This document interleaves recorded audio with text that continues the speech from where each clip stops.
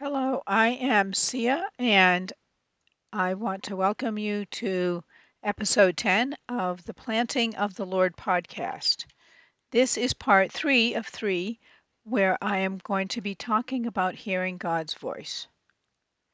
On this part 3, I'm going to mention some things that I didn't mention in the first two parts, and then also share some resources for you. And then links to what I share will be in the show notes. I wanted to start off by letting you know that I have decided not to have myself on camera for every episode, including this one. That's because it's pretty time consuming to put on makeup and make sure my background is set up so that you're not seeing my ironing board and vacuum cleaner behind me. And if I don't have to worry about scheduling myself around having to put on makeup and all that, I'll be able to put these out more often.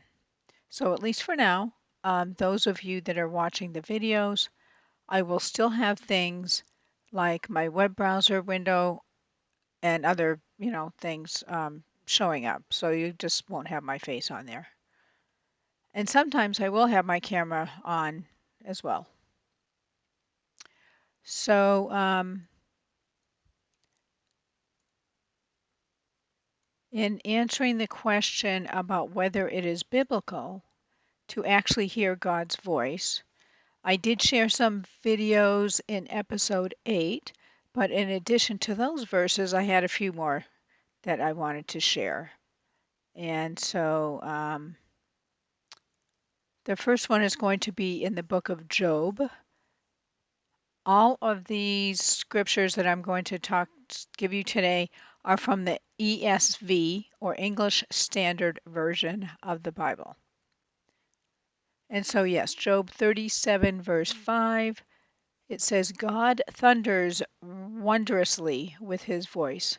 He does great things that we cannot comprehend. And then in the book of Matthew, chapter 17, verse 5, it says, He was still speaking when, behold, a bright cloud overshadowed them, and a voice from the cloud said, This is my beloved Son, with whom I am well pleased. Listen to him.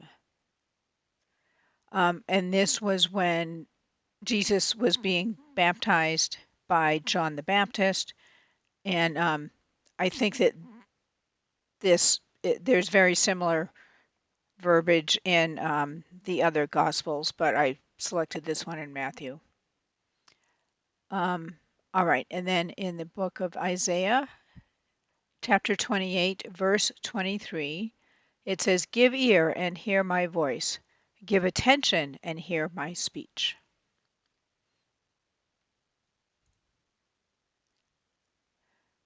And so that is that for those. And then also I wanted to mention a few things from the Andrew Womack teaching of hearing God's voice, and the link will be below. I mentioned it in the last episode. And in the meantime, I have listened to parts 2 and 3 of that 3-part series. And I wanted to just mention a few things that I got out of those parts. So he discussed, and I also feel that one of the top ways to hear God's voice is through reading the Bible.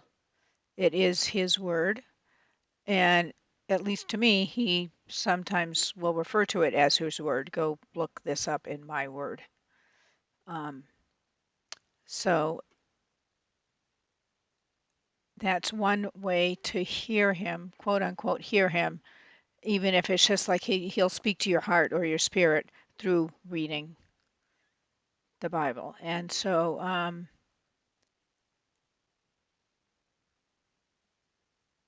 in the book of Hebrews, chapter 4, verse 12, it says that God's word is okay, I have it here on the screen. For the word of God is living and active, sharper than any two-edged sword, piercing to the division of soul and of spirit, of joints and of marrow, and discerning the thoughts and intentions of the heart. And then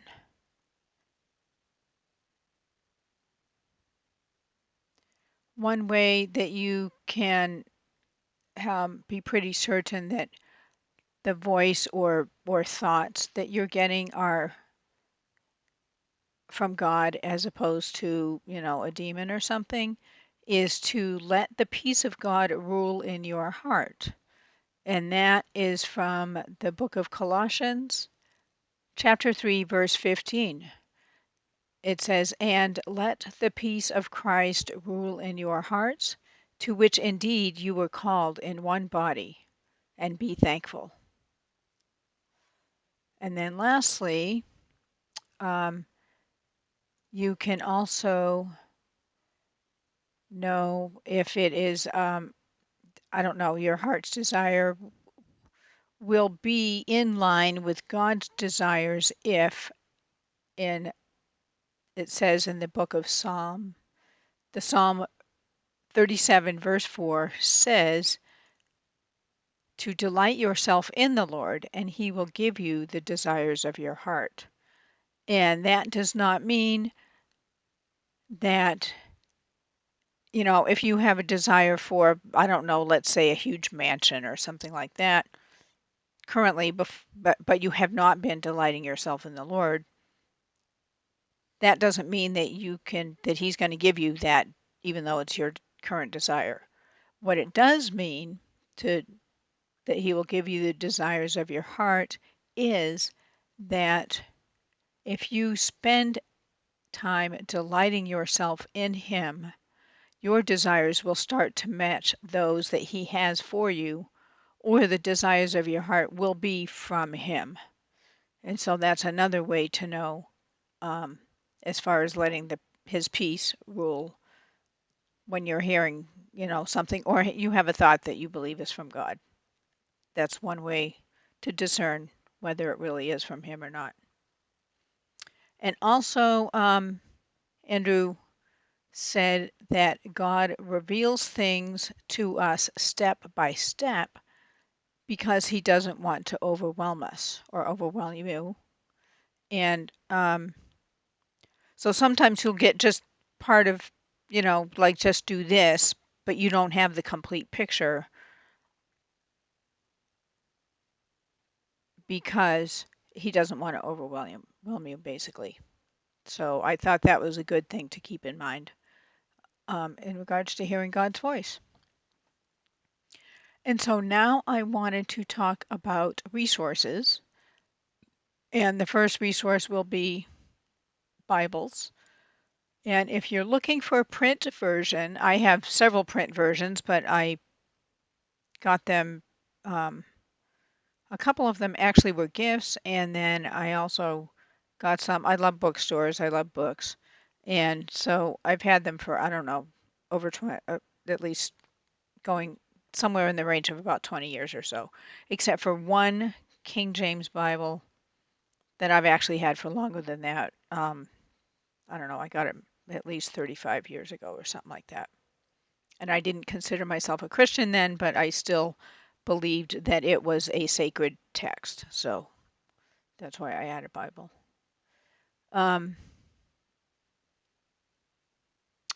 Okay, so if you're getting a print Bible, which I do suggest, I think it's good to have one around. I do not recommend using what's called a study Bible.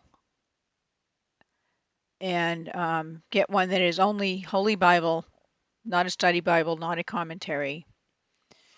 And that is because some of them are going to teach doctrines or beliefs that are not really scriptural, and then you can get confused. One popular study Bible is the John MacArthur Study Bible, and I think that I've read some of the stuff that he's written, and I think he recently passed away in the last couple of years, but I mean, I like a lot of what he has to teach, but he is a Calvinist, and there are some basics of the Calvinist doctrine that I absolutely do not agree with, such as God controlling everything, which I mentioned in um, a previous episode about whether God controls everything or not. So that's why I suggest just a, a Holy Bible if you get in a print version. Now, as far as which translation, if you don't mind the these and the thous and the thithers, um, the Old English from the 1600s, then the King James Bible I think is pretty good. And I've got, like I said, I've got like 3 of them. And then also the New King James is one that is pretty much the King James except it is written. It doesn't have the these and the thous and everything. It's more modern English. And it seems to me from using the Bible Time software that I've been using that the ESV, English Standard Version, is pretty similar to the New King James. And I also have an NASB, which is the North American Standard Bible, I believe. Yeah, I have an NASB as well. And I think that's pretty good. I think there's a couple places where I've read that they, didn't include things that maybe should be included, like one verse somewhere, but I don't remember exactly where. But for the most part, it's a pretty good Bible. And I do consult different translations myself. And I used to use or look at the Amplified Bible when I used to use Windows software, um, because the Amplified, I had the software, I had it in as a software version, but I don't use Windows anymore. And now when we're looking at, one thing I noticed between different translations is that there are some verses in the Bible, the New Testament, Matthew 9:17 and Mark 2:22. And I am going to show you here in, all right, just a moment. Let me make sure that it's going to show on the screen. My Bible Time software. And just one moment, hold for processing. There you are.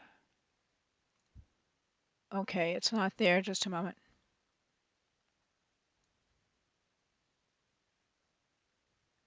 Bible Time. Okay, there we go. All right, so let me get the scriptures that I wanted to talk about. All right, Matthew 9:17. Matthew, I already have the book of Matthew open, so we'll just go to 9:17. All right, so in the King James, it says, "Neither do men put new wine into old bottles, else the bottles break, and the wine runneth out, and the bottles perish. But they put new wine into new bottles, and both are preserved." Well, in today's world, glass bottles do not, I mean, they don't break if you put new wine into a glass bottle. I don't believe. However, this was written back in the day when they didn't have glass bottles and they used to use leather, what is called a wineskin. And so over here on the right, if you'll notice, is the ESV version, and they do use the word wineskin. And neither is new wine put into old wineskins. If it is, the skins burst and the wine is spilled and the skins are destroyed. But new wine is put into fresh wineskins, and so both are preserved. And so there's a difference between those two translations, which I think is interesting. And then let me see, Mark 2:22 is very similar to that same verse. And I'll go ahead and put that back on the screen for a moment.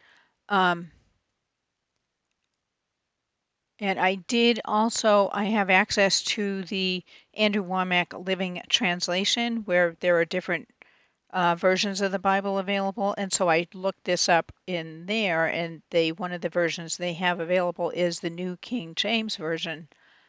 And that one uses wineskin,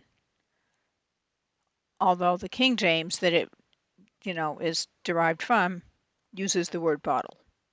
I'm not quite sure. Actually, in the King James print version, there is a footnote that mentions wineskins. So, but that's something interesting about the different translations that I thought I'd mention. Um, Let me see. And on the living commentary that I just mentioned, I did want to kind of give some clarity on the whole wineskin discussion. And it says that a wineskin stretched during the fermentation process. This only happened when the wineskin was new. Once it had been stretched, it became brittle, and to let wine ferment in it again would cause the skin to burst. So skin, it's kind of like a leather pouch, basically, of some animal skin. So yes, if you did put new wine that had not fermented into an old wineskin, as it fermented, it would burst. So likewise, the old covenant law had reached its limit and could not contain the new covenant grace. There is a new way of relating to God in the new covenant. And so I thought that was interesting. And now, okay, so for printed Bibles, I have a couple of websites where I actually didn't look on Amazon, but I'm pretty sure they're going to have multiple Bibles that you can select from. But if you want some that are used, one website is thriftbooks.com, and I have not used them myself, but I just did a search for the Holy Bible. And as you can see, there are multiple versions available. They've got the NIV Study Bible. We don't want that. Here's King James, English Standard Version. Those look like new ones, but they also have some that are less expensive. The NIV, once again, I don't recommend that one. Here's the Amplified, is only $9. So there are different options here on Thrift Books. And now this is another place, Half Price Books, where I have shopped before, and I have used Half Price. I don't know, I've been using them for several years. And so here they have several. They have the ESV, Oxford Annotated Bible. Well, that's pretty expensive, and I'm not sure about that one. Catholic Student Bible. Yeah, so they have multiples here. They have different price ranges. Some of them look pretty expensive here. So thrift books might be, you'd be getting a used Bible, but you can look at it and see what kind of shape it's in.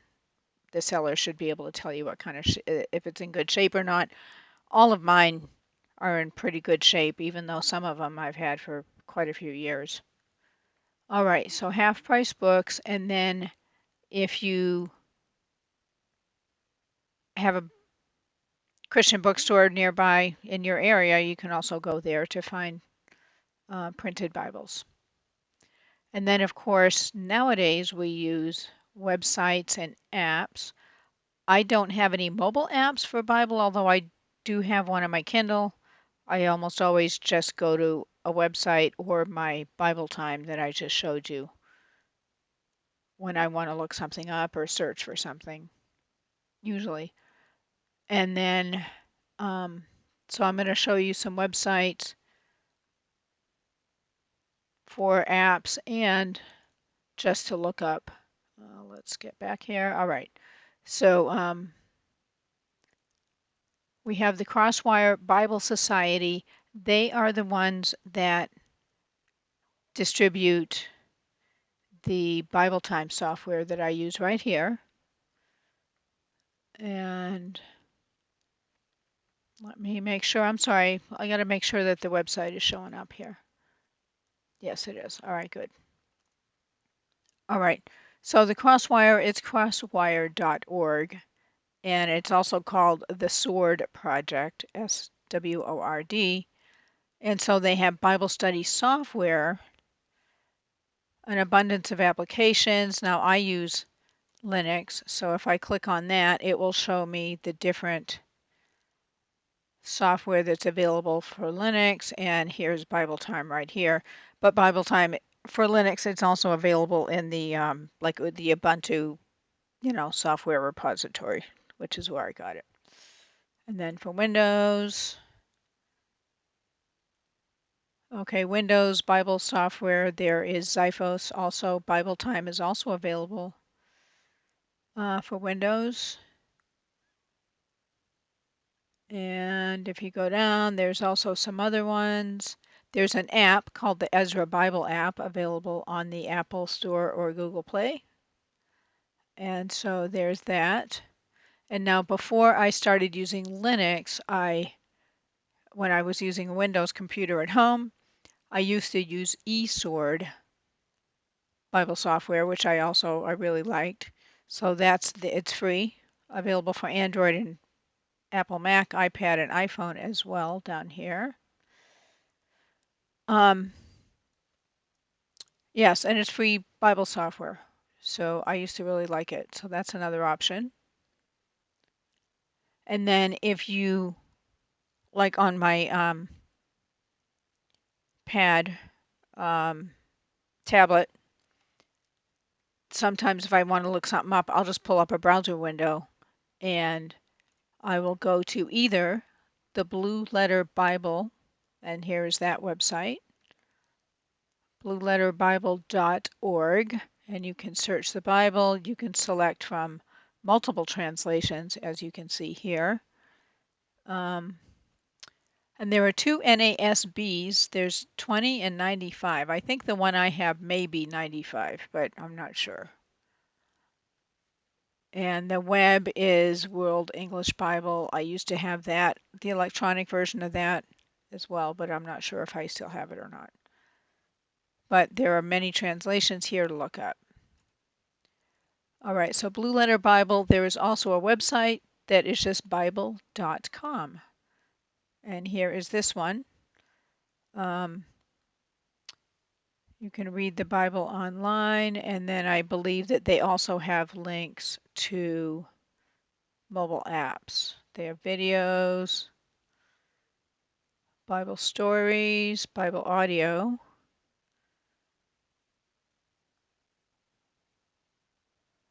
and free mobile apps down here, Bible app.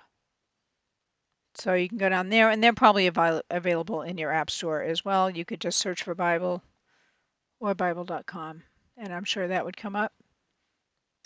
And then, all right, so this is the website for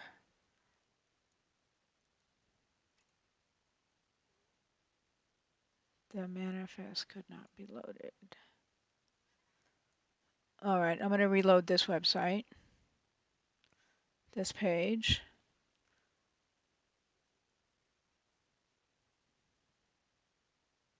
All right, so this is the Andrew Womack Ministries.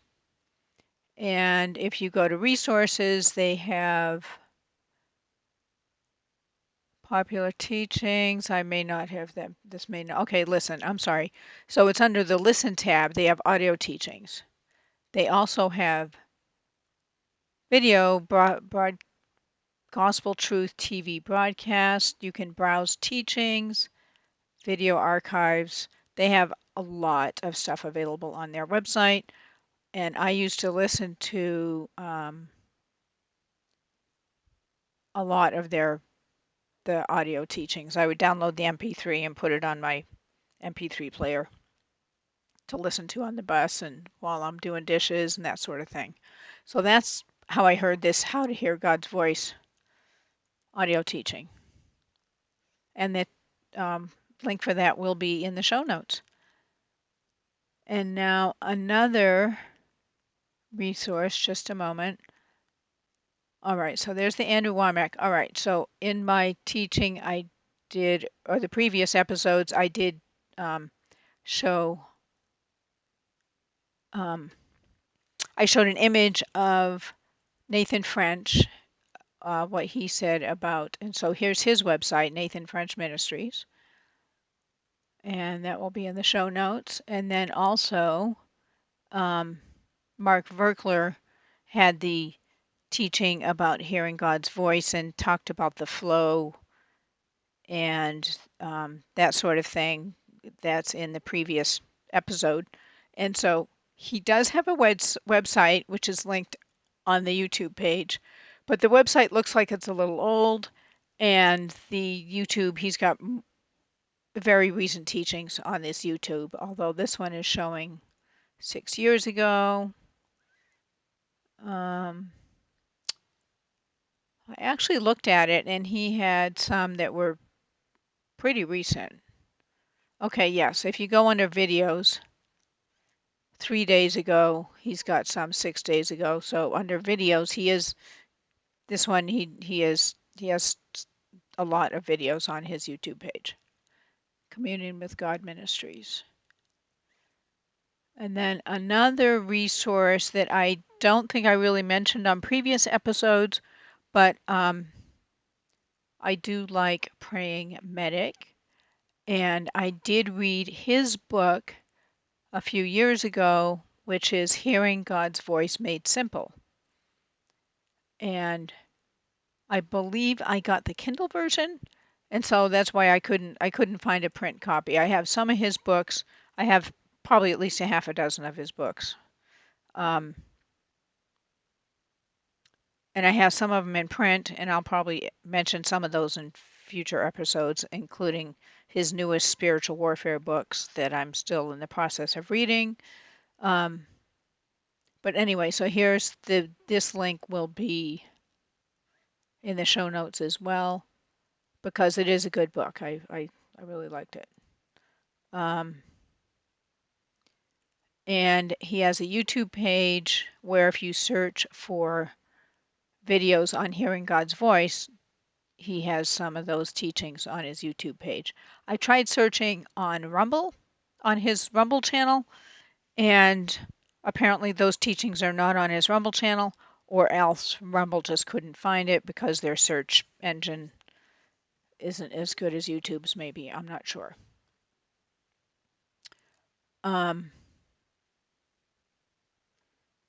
And he also has a website, prayingmedic.com. I don't think I have that here, but I could bring it up.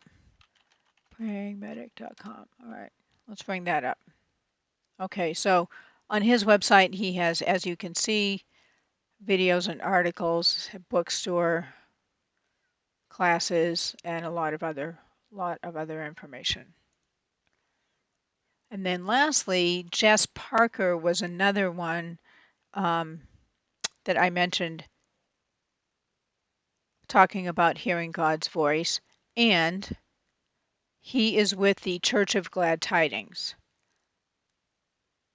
And when I went to the Church of Glad Tidings, I did not see like a directory where he was listed or anything specifically, but I have seen him on videos on the so here's their Rumble channel for that church, Time to Roar, Church of Glad Tidings. And I believe they also have I think they probably have a YouTube channel, but I haven't looked because I usually use Rumble more often.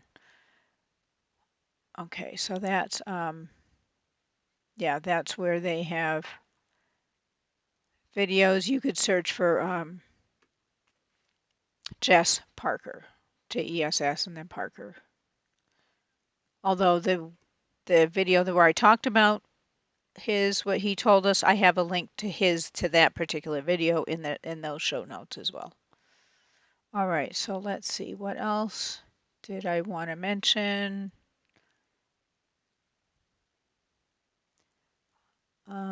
Here, let's bring up.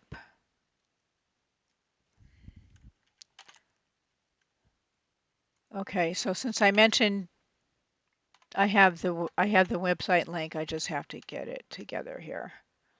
Okay, since I mentioned Praying Medic with YouTube, let's go right here. Oh, you can receive Praying Medic's updates, and if you give him your email address, I'm on his. I follow him on Substack. No, it's not Substack. It's Telegram. I follow him on Telegram, so I get his updates on Telegram. Okay, but I went to YouTube and did a search, Praying Medic Hearing God's Voice. So here we are. He's talking about his book, Hearing God's Voice, and then Supernatural Saturday. Oh, and then there's a sponsored. Okay. Anyway, there are several videos that come up here if you search for that on YouTube. All right, and so I believe that is it for this episode. Thank you for listening. I'd love to get your questions or comments. So please leave comments or questions below or contact me through the information on my website, which is Isaiah 613 Ministry. And let me just a moment. It's going to be on the screen after I minimize. All right, there it is. Isaiah613ministry.com. There is no www in front of it. And on the next episode, I believe I'll be talking about spiritual warfare, and I'll be adding a personal example and maybe some tapping about that. And so thanks for listening and have a good day.